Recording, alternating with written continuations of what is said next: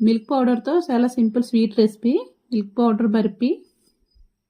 ఇలాంటి sweet recipes, kalakand sweets, ఫ్రైలు అంటుకోకుండా ఈజీగా తయారు చేసుకోవాలంటే కనుక నేను వాడే కడాయి ఏంటంటే, నా కిచెన్లో బాగా నచ్చిన కడాయి హాకిన్స్ నాన్ స్టిక్ కడాయి.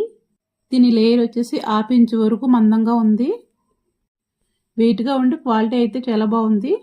మనకి రేట్ కూడా చాలా రీజనబుల్గా ఉంది. మీరు కూడా తీసుకోవాలంటే కనుక మన వీడియో పైన ఫోటో కనిపిస్తుంది కదా, దాన్ని క్లిక్ చేస్తే కనుక లింక్ ఓపెన్ అవుతుంది. మీరు కూడా ఆర్డర్ పెట్టుకోవచ్చు. దీనికోసం ఒక 2 స్పూన్లు నెయ్యి, ఒక అరకప్పు వరకు పంచదార, అరకప్పు పాలు వేసుకుని బాగా కలిపేసుకుని, ఒక కప్పు వరకు మిల్క్ పౌడర్ వేసుకోవాలి. ఉండలు లేకుండా బాగా కలిపేసుకోవాలి. దీన్ని ఇప్పుడు స్టవ్ పైన పెట్టుకుని మంటని మీడియంలో పెట్టుకుని కలుపుకుంటూ ఉండాలి దగ్గర పడే వరకును.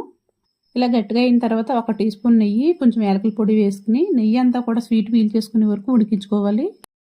ఇలా కడాయికి అంటుకోకుండా సపరేట్ అయిపోతుంది కదా, అప్పుడు మనం ఒక బౌల్లో వేసేసుకోవాలి. నెయ్యి రాసుకున్న బౌల్లో కానీ ప్లేట్లో కానీ వేసుకోవచ్చు, లేదా బటర్ పేపర్ పైన అయినా వేసుకుని సమానంగా చేసుకుని చల్లారేసరికి గట్టిపడిపోతుంది. ఇలా పీసెస్ కింద కట్ చేసుకోవడమే.